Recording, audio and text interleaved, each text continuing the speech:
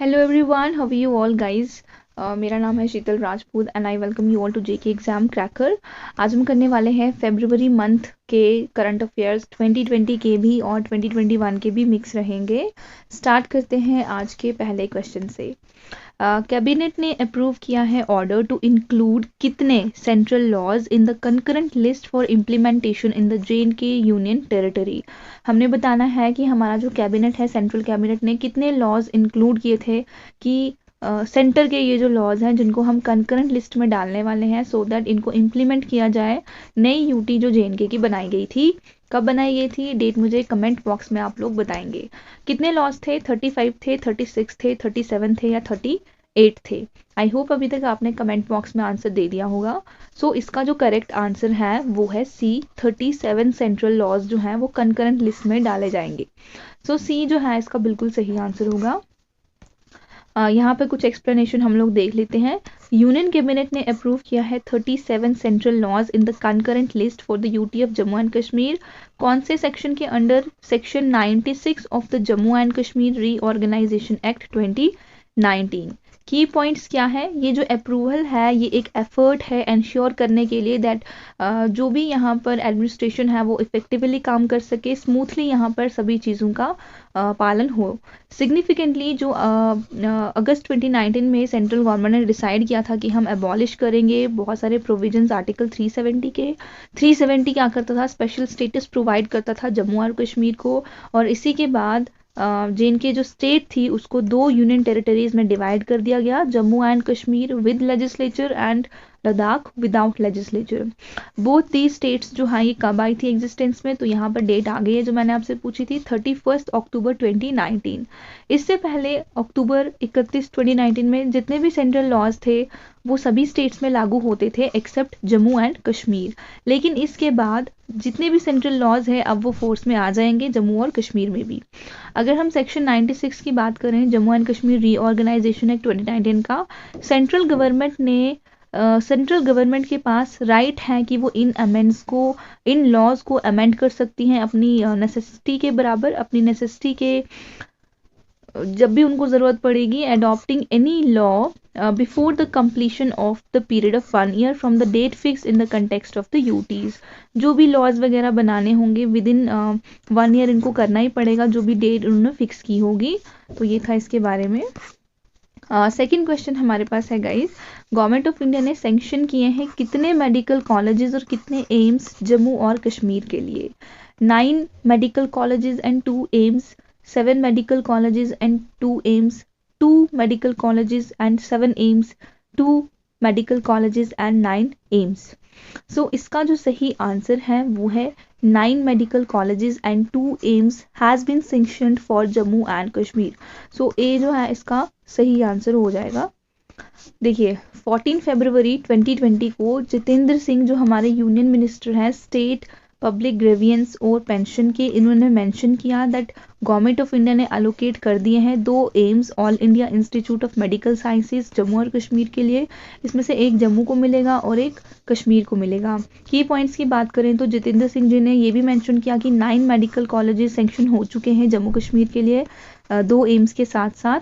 अगर जम्मू के एम्स की बात करें तो गवर्नमेंट ने अप्रूव किया है प्रपोजल कि यहाँ पर विजयपुर में जो है एम बनेगा, एम्स का हॉस्पिटल बनेगा यहाँ पर, सांबा डिस्ट्रिक्ट में है ये विजयपुर, अंडर द प्रधानमंत्री स्वास्थ्य सुरक्षा योजना जनवरी 2019। और ये जो प्रोजेक्ट है ये एग्जीक्यूट कौन करने वाला है? सेंट्रल पब्लिक वर्क डिपार्टमेंट, और इसकी जो एस्टिमेटेड कॉस्ट है ये है 1661 करोड़।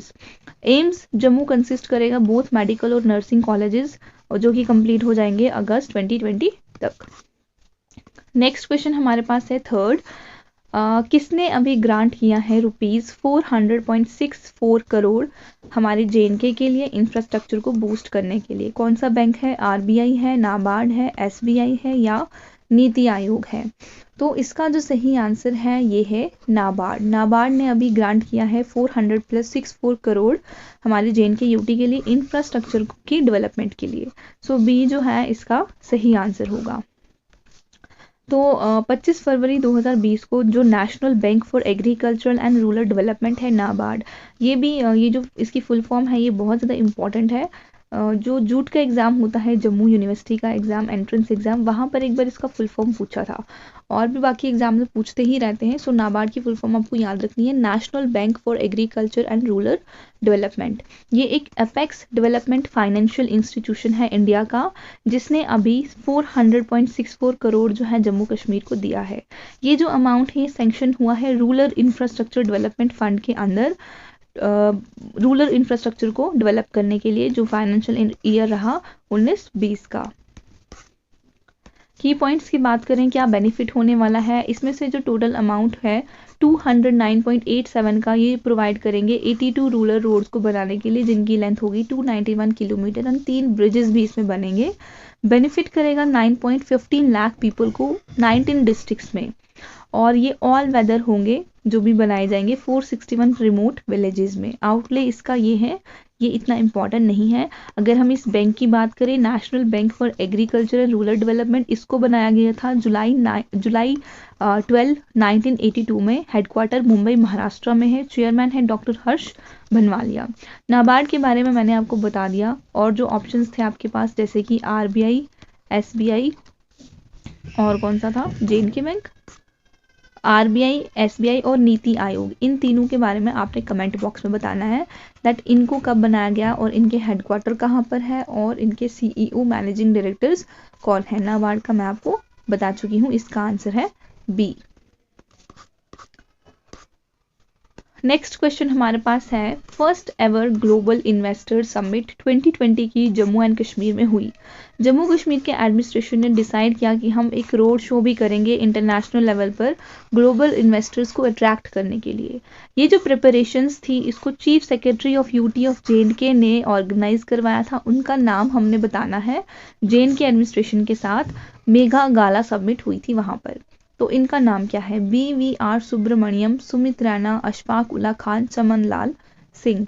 सो इनका नाम है BVR सुब्रमण्यम। ए जो है इसका सही आंसर हो जाएगा, ए इज द राइट आंसर। देखिए, union territory of Jammu and Kashmir administration, बिल्कुल इन्होंने first ever global investor summit ऐसा किया था 2020 में। कहाँ पर, श्रीनगर और जम्मू में, अप्रैल 2020 को, ताकि हम ग्लोबल इन्वेस्टर्स को यहाँ पर अट्रैक्ट कर पाएँ जम्मू एंड कश्मीर में। इस समिट का ही पार्ट था। जम्मू एंड कश्मीर एडमिनिस्ट्रेशन ने डिसाइड किया कि हम भेजेंगे 54 अपने टॉप ऑफिसर्स जो रोड शो करेंगे अक्रॉस इंडिया 17 फरवरी को। ये जो रोड शो था ये बेंगलुरु और कोलकाता में भी हुआ, मुंबई में हुआ, हैदराबाद में हुआ, चेन्नई में हुआ, अहमदाबाद में हुआ, और स्पेसिफिक सेक्टर्स पर यहाँ पर फोकस था। J&K एडमिनिस्ट्रेशन ने भी डिसाइड किया हम एक ऐसा रोड शो करेंगे, इंटरनेशनल लेवल के इन्वेस्टर्स को अट्रैक्ट करेंगे। इसकी जो प्रिपरेशंस थी वो chief secretary of UT of J&K जो BVR सुब्रमण्यम है, इन्होंने की थी J&K एडमिनिस्ट्रेशन के साथ मिलकर। J&K एडमिनिस्ट्रेशन ने अट्रैक्ट किया investment up to 10,000 crore including IT sector में, food processing, biotechnology, auto and textile industries में। ठीक है, अभी आगे भी 1-2 क्वेश्चन ऐसे आएंगे जिनका आंसर गाइज आपको देना है। ठीक है, हाँ यही रहा वो क्वेश्चन। श्री किरण रिजिजू जी ने इनॉग्रेट किया है पहला खेलो इंडिया विंटर गेम्स। ये कहाँ पर किया था? जो मैंने पहले करंट अफेयर का सीरीज चलाया था उसमें मैंने ये क्वेश्चंस को डिस्कस किया है। इन केस आपको भूल गया है तो फिर अगेन आप गूगल से चेक करके यहाँ पर आंसर दे सकते हो। तो हमारे जो स्पोर्ट्स मिनिस्टर थे पहले, किरण रिजिजू जी, इन्होंने फर्स्ट खेलो इंडिया विंटर गेम्स जो है कहाँ पर इनॉग्रेट किया? लद्दाख में, J&K में, पंजाब में, दादर या नागर हवेली में। इसका आंसर आप मुझे कमेंट बॉक्स में देना। ये वाले क्वेश्चन का भी आप ही मुझे देंगे क्योंकि ये भी उसी से रिलेटेड है। PM मोदी ने इनॉग्रेट किया सेकंड खेलो इंडिया नेशनल विंटर गेम्स 2021 का। ये कहाँ पर किया? चलो, लेह में, गुलमर्ग में, अमृतसर में या फिर हरियाणा में। तो आपको मुझे कमेंट बॉक्स में बताना है कि ये कहाँ पर इनॉग्रेट किया है। ये 2 क्वेश्चन मैंने आपके लिए छोड़े। इसका जो मेन एम था इन गेम्स का वो था जो हमने स्ट्रेंथन करना है एक भारत श्रेष्ठ भारत, 1 इंडिया 1 नेशन, जो हमने कैंपेन चलाया है जिसमें J&K और लद्दाख दोनों ही तमिलनाडु के साथ कोऑपरेट कर रहे हैं। ठीक है, तो ये आपको याद रखना है, एक भारत श्रेष्ठ भारत। नेक्स्ट क्वेश्चन हमारे पास है, जम्मू एंड कश्मीर ने अभी सेलिब्रेट किया 3 दिन का कंचोत festival.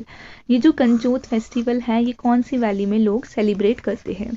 Pir Panjal, Kashmir valley, Gulmarg valley, Chenab valley. इसका जो आंसर है वो है चनाब वैली के लोग जो है ये कंचोत फेस्टिवल सेलिब्रेट करते हैं। डोडा भंडरवा वाले जो लोग हैं वो। कंचोत फेस्टिवल जो है जैन या फेब के मंथ में मनाया जाता है। इस बार ये जो फेस्टिवल है ये फेब के मंथ में किया जाएगा। कंचोत की बात करें तो ये मैरिड वुमेन्स करती हैं अपने हस्बैंड्स के लिए, जैसे कि करवा चौथ रखते हैं वैसे ही यहाँ पर चनाब वैली में कंचोत का फास्ट रखते हैं। सो डी जो है इसका सही आंसर है। द 3 डे कंचोत फेस्टिवल जो है ये एंशियंट नाग कल्चर का ही एक सिंबल है जिसको अक्रॉस चनाब वैली में मनाया जाता है ड्यूरिंग द शुक्ल पक्ष ऑफ मेघ मंथ इन जनवरी और फरवरी। मेनली सेलिब्रेट किया जाता है जो नाग के फॉलोवर्स होते हैं। ये है इस बार कब है? 14 फरवरी को है इस साल ये। रीजन क्या है सेलिब्रेशन का? गौरी तृतीया में जो बिलीव करते हैं लॉर्ड शिवा और गॉडेस पार्वती की मैरिज जो है इस दिन हुई थी, ऐसा माना जाता है।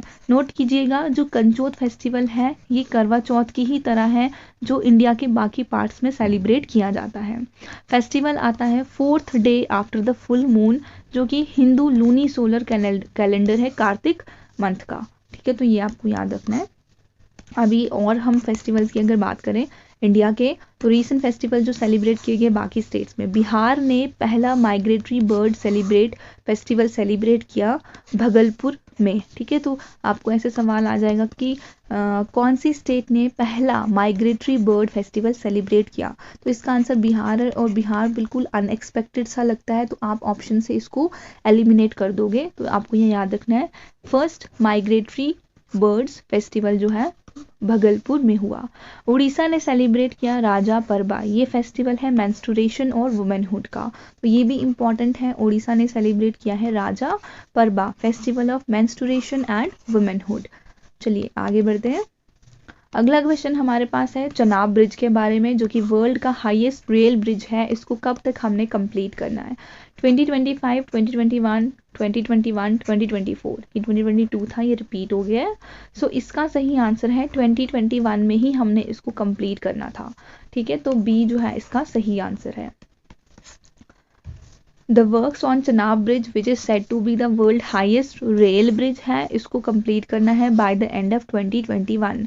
ब्रिज जो है 1.315 किलोमीटर लॉन्ग है, 17 साल तक इसकी लाइफ है और इसको कंस्ट्रक्ट किया गया है 359 मीटर्स की हाइट पर ओवर द चनाब रिवर, और ये 35 मीटर हायर है आईफल टावर से जो कि पेरिस फ्रांस में है। ये जो ब्रिज है ये कनेक्ट करेगा बक्कल कटरा को कौरी श्रीनगर से और ये रियासी डिस्ट्रिक्ट में पड़ता है, ये भी आप याद रख सकते हैं। जब ये कंप्लीट हो जाएगा इसकी जो हाइट है एस्टिमेटेड वो 1178 फीट है, यानी कि ये 53 फीट टॉलर है। मिलाओ वियाडक्ट इन फ्रांस जो में वहाँ पर जो ब्रिज है वहाँ से। इसको कौन रेलवे बना रहा है ये बहुत इंपॉर्टेंट है, ये आपको याद रखना है। और ये 111 किलोमीटर जो Udhampur Srinagar Baramulla rail link project है उसी का पार्ट है। आर्क स्पैन है और 467 मीटर और आर्क लेंथ है 480 मीटर। जो वर्क है steel arc of the bridge ये कंप्लीट हो जाएगा मार्च 2021 में। तो ये क्योंकि फरवरी की न्यूज़ को हम डिस्कस कर रहे हैं सो यहाँ पे ये कह रहे हैं कि मार्च 2021 तक ये कंप्लीट हो जाना चाहिए था। फीचर्स की बात करें तो इसको डेजिग्नेट किया गया है, it is designated to withstand a speed of 100 kilometre per hour की स्पीड से ये चल सकता है ऐसा माना जा रहा है। उसका लाइफ स्पैन 120 ईयर्स है और इसको DRDO is working with Indian railway. तो DRDO और इंडियन रेलवे मिलकर बना रहे हैं ब्लास्ट प्रूफ ब्रिज ये बन रहा है। ब्रिज कैपेबल है अर्थक्वेक से भी, अगर मैग्नीट्यूड 8 का भी अर्थक्वेक आता है तो भी ये ब्रिज जो है इसको पार कर लेगा। कोंकण रेलवे की बात करें, चेयरमैन और मैनेजिंग डायरेक्टर संजय गुप्ता है, हेडक्वार्टर्स नवी मुंबई महाराष्ट्र में है। नेक्स्ट क्वेश्चन हमारे पास है, मिनिस्ट्री ऑफ जल शक्ति ने सिलेक्ट किए हैं 12 साइट्स फेज 4 ऑफ स्वच्छ आइकॉनिक प्लेसेस। जे.एंड.के की कौन सी सिटी ने इसमें अपना नाम दर्ज किया है? श्रीनगर ने, जम्मू ने, उधमपुर ने या भदरवा ने? इसका सही आंसर है श्रीनगर आ गई है स्वच्छ आइकॉनिक प्लेसेस की में इसका नाम आ गया है। सो ए जो है इसका सही आंसर है। नेक्स्ट क्वेश्चन हमारे पास है, जम्मू एंड कश्मीर ने पार्टनरशिप किया है with which space agency to get India's first impact-based flood forecasting system? ये क्वेश्चन भी इम्पॉर्टेंट है दैट जे.एंड.के ने कौन सी, किस कंट्री की स्पेस एजेंसी के साथ पार्टनरशिप की है और ये इंडिया का पहला impact based flood forecasting system बन गया है। US, European, Japan, UK. इसका सही आंसर है यूके के साथ फ्लड फोरकास्टिंग में हमने कोलैबोरेट किया है। जे.एंड.के जो है वो कौन से सिस्मिक जोन में आता है? ये इंपॉर्टेंट है, ज्योग्राफी का पार्ट है। जोन 4 और 5 में आता है और ये अर्थक्वेक प्रोन एरिया है। जम्मू एंड कश्मीर को इसमें कोई कॉस्ट नहीं उठानी पड़ेगी, ये जो हम कोलैबोरेशन कर रहे हैं, एमओयू जो हमने साइन किया है। ऑल ओवर इंडिया की बात करें, third most disaster prone country है वर्ल्ड का। अगर हम UN office for disaster risk reduction की रिपोर्ट की बात करें, India third most disaster prone country है, ये मैंने बता दिया। पहले नंबर पे है चाइना, दूसरे पे है यूएसए और तीसरे पे इंडिया। फ्लड्स जो है floods due to climate related hazards were ranked as a greatest risk to people। वो फ्लड जो क्लाइमेट रिलेटेड हैजर्ड से होते हैं। India has several flood forecasting system जो कि प्रिडिक्शन करते हैं वाटर लेवल एंड फ्लोज पर, but impact based flood forecasting system यहाँ पर बहुत कम है। इससे रिलेटेड और क्या न्यूज़ है, देखिए 13 जनवरी 2021 को UT of Jammu and Kashmir ने एक एमओयू साइन किया था north east cane and bamboo development council के साथ to promote bamboo cultivation and related entrepreneurship in the region. और ये लास्ट वीडियो में मैंने आपके साथ डिस्कस भी किया है कि ये बैम्बू कल्टीवेशन के लिए है, ये आपको याद रखना है। नेक्स्ट हमारे पास है, Jammu and Kashmir AC approved, administration council approved integrated solid waste management project by NAFED. तो ये कहाँ पर इन्होंने अप्रूव किया है? Integrated solid waste management project Bari Brahmana में, कोट बलवाल में, वुयान या ये मजीन था, ठीक है, मजीन में, मजीन विलेज, ये दोनों ही विलेजेस हैं, तो ये जम्मू के एरियाज है। सो इसका जो सही आंसर है वो है कोट बलवाल में अभी integrated solid waste management project जो है नाफेड के द्वारा अप्रूव किया गया है। आपने मुझे इन दो के बारे में बताना है, ये दो मैंने क्यों इसमें लिखे हैं, क्योंकि इन दोनों की ही कुछ इंपॉर्टेंस है विलेजेस की, ठीक है। ये भी करंट अफेयर में मैंने डिस्कस किया था, आप मुझे कमेंट बॉक्स में बताएंगे। इसका आंसर है बी, कोट बलवाल। ई कुबेर पेमेंट सिस्टम किस बैंक ने लॉन्च किया था जम्मू एंड कश्मीर में? SBI, RBI, NAFED, NABARD. इसका सही आंसर है रिजर्व बैंक ऑफ इंडिया ने ई कुबेर पेमेंट सिस्टम को लॉन्च किया था। सो बी इसका सही आंसर होगा। 18 फरवरी 2021 को डॉक्टर अरुण कुमार मेहता जो आईएएस हैं और फाइनेंशियल कमिश्नर हैं फाइनेंस डिपार्टमेंट के जम्मू और कश्मीर के, इन्होंने फॉर्मली लॉन्च किया था e Kuber payment system reserve bank का। ये ध्यान देने वाली बात है कि जे.एंड.के पहली यूटी बनी है जिसने इम्प्लीमेंट किया है version 2.9 of E Kuber payment system. ये जो सिस्टम है इनिशियली इम्प्लीमेंट करेंगे सिविल सेक्रेटरीट ट्रेजरी में पायलट बेसिस पर, शॉर्टली ये जो है बाकी ट्रेजरीज पर भी लागू हो जाएगा।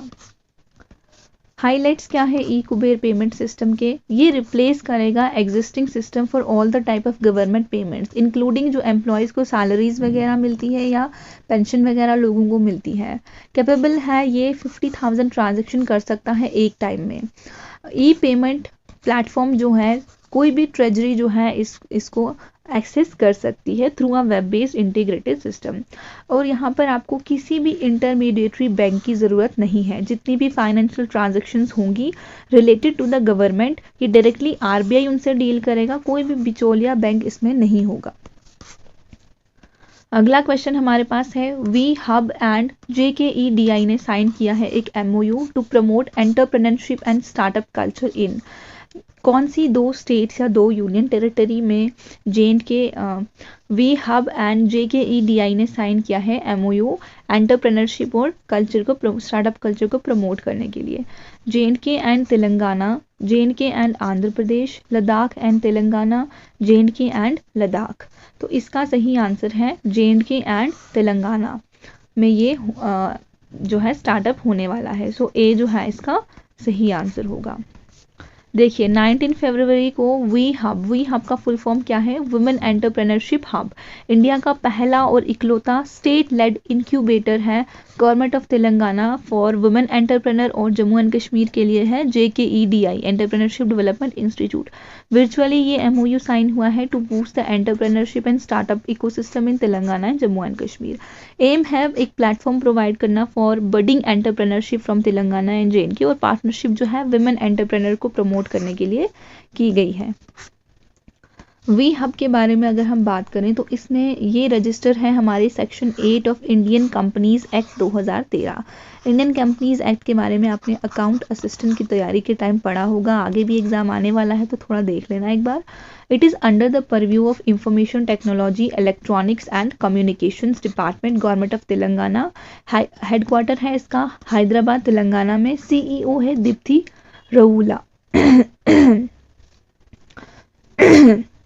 जम्मू एंड कश्मीर की बात about Jammu and Kashmir entrepreneurship development institute JKEDI की बात करें, इसको इस्टेब्लिश किया था government of Jammu and Kashmir ने March 1997 to effectively enable entrepreneurship development in the state. Director की बात करें तो गुलाम मोहम्मद दर हैं, KS हैं ये, और हेडक्वार्टर है श्रीनगर जम्मू और कश्मीर में। अगला क्वेश्चन हमारे पास है जम्मू म्युनिसिपल कॉरपोरेशन ने 2 MOU साइन किए हैं विद IPCA और कौन सी इनमें से इंटरनेशनल ऑर्गेनाइजेशन के साथ? UNEP, UNDP, WWF, UNESCO. इसका सही आंसर है UNDP के साथ ये MOU जो है वो साइन हुए हैं, तो B इसका सही आंसर होगा UNDP।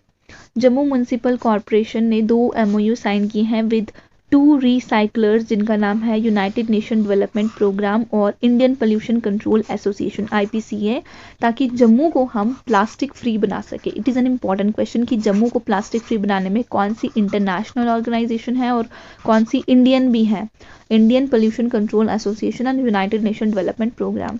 आपको मुझे बताना है इसका हेडक्वार्टर कहाँ पर है और ये कब बनाई गई थी, ठीक है।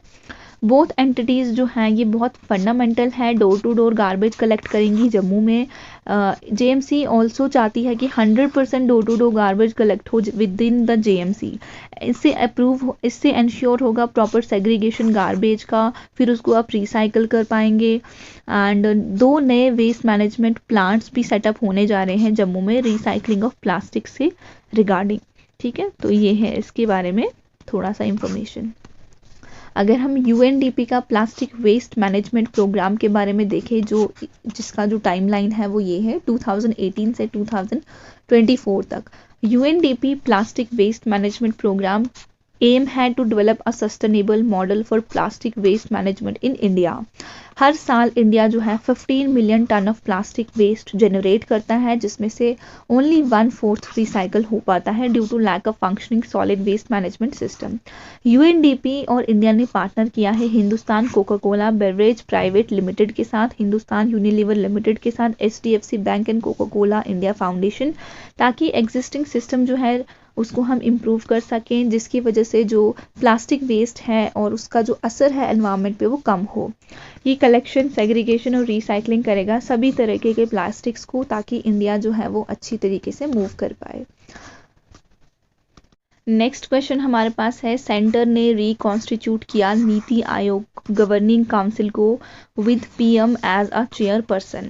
फुल टाइम मेंबर जो है काउंसिल के वो चीफ मिनिस्टर होंगे सभी स्टेट्स के, और कौन सी यूनियन टेरिटरी के भी इसमें चीफ मिनिस्टर जो है वो पार्टिसिपेट कर पाएंगे? Delhi, J&K and Puducherry, J&K Ladakh and Delhi, Puducherry Daman and Diu Dadar and Nagar Haveli, Chandigarh Lakshadweep and J&K।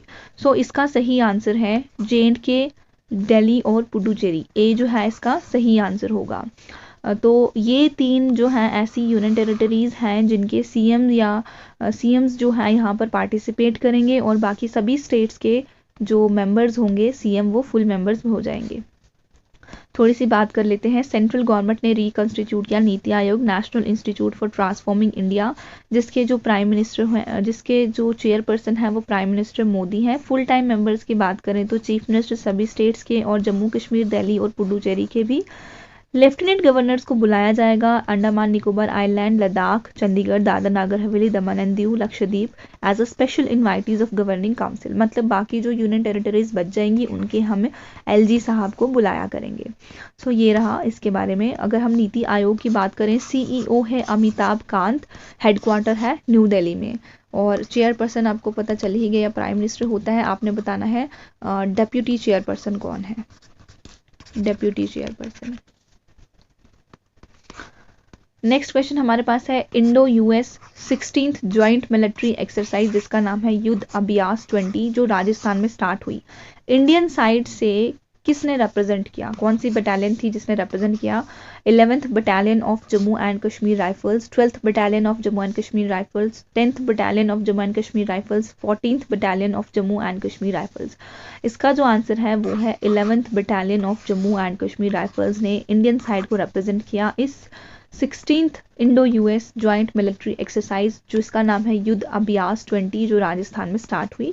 ए जो है इसका सही आंसर है। देखिए यहाँ पे लिखा हुआ है कहाँ पर हुई? Mahajan field firing range near the Indo Pakistan border in Rajasthan, और ये 12 दिन चली। इंडियन साइड से 11th battalion of Jammu and Kashmir rifles ने पार्टिसिपेट किया था, while US army delegation will be represented by the troops of 2nd and 3rd infantry regiment. ठीक है, और बस इसके बारे में यही है, आप देख सकते हैं जो भी इम्पोर्टेंट था वो मैंने आपको बता दिया। अगर और रिलेटेड न्यूज़ की बात करें जो एक्सरसाइज वगैरह हुई है तो 2nd एडिशन अभी हुआ है biennial pan India largest coastal defence exercise जिसका नाम है sea vigil 21, coordinated by Indian navy की है, जनवरी में हुई थी, और इसको 5616 किलोमीटर की जो हमारी कोस्ट लाइन है और इकोनॉमिक एक्सक्लूसिव इकोनॉमिक जोन वाले एरिया में इसको करवाया गया था। इंडियन एयरफोर्स और फ्रेंच एयर और स्पेस फोर्स ने पार्टिसिपेट किया था first edition of bilateral air exercise जिसका नाम है डेजर्ट नाइट 21। ये एयरफोर्स स्टेशन जोधपुर में हुई, 5 दिन के लिए हुई थी, ये आप याद रख सकते हैं। सो ये थी कुछ एक्सरसाइजेस के बारे में। अगला क्वेश्चन हमारे पास है पद्मश्री बंसी कौल जो कि फाउंडर है, रंग विदूषक और थिएटर डायरेक्टर थे, उनकी मृत्यु हो गई अभी, पास अवे एट, इसके साथ कुछ और भी है, सॉरी 7 नहीं है खाली, कुछ और भी होगा साथ में। इन्होंने अभी पद्मश्री रिसीव किया जो कि इंडिया का 4th हाईएस्ट सिविलियन अवार्ड है। कौन से ईयर में इनको ये पद्मश्री मिला था? 2014 में, 12 में, 21 में या 20 में? इसका सही आंसर है 2014 में इनको आर्ट्स में पद्मश्री मिला था। अब ये क्यों न्यूज़ में है वो मैं आपको बता देती हूँ। देखिए ये जो है ये बॉर्न हुए थे 1949 श्रीनगर जम्मू एंड कश्मीर से, तो ये जम्मू एंड कश्मीर ओरिजिन के हैं तो इम्पॉर्टेंट हो जाते हैं। कुछ और अवार्ड्स इनको मिले थे, संगीत नाटक एकेडमी अवार्ड 1995 में, पद्मश्री मिल गया इनको 2014 में, और गवर्नमेंट ऑफ मध्य प्रदेश ने इनको राष्ट्रीय कालिदास सम्मान दिया था 16-17 में। एक नई बुक जिसका नाम है Tipane Kashmirchi, notes on Kashmir untold stories, इसको किसने लिखा है? अरुण कारमारकर, सोलिया शबीर, दीनानाथ रामनाथ शास्त्री। इसका सही आंसर है अरुण करमारकर ने इसको लिखा है। सो ई जो है बिल्कुल सही है, ऑथर किया है इन्होंने। तो ये बुक है, ये आप देख सकते हैं, इनके बारे में बहुत कुछ डिटेल लिखी हुई है, आप ये पढ़ लेना इनकेस आपको इम्पोर्टेंट लगता है तो। गाइज ये थे हमारे आज के फरवरी मंथ जो 2020 और 2021 के current affairs, and I hope आपको मज़ा आया होगा, एंड इनकेस आपको अच्छा लगा है video, do like it, share it with your friends, एक अच्छा सा कमेंट कर देना। Thank you so much and God bless you all.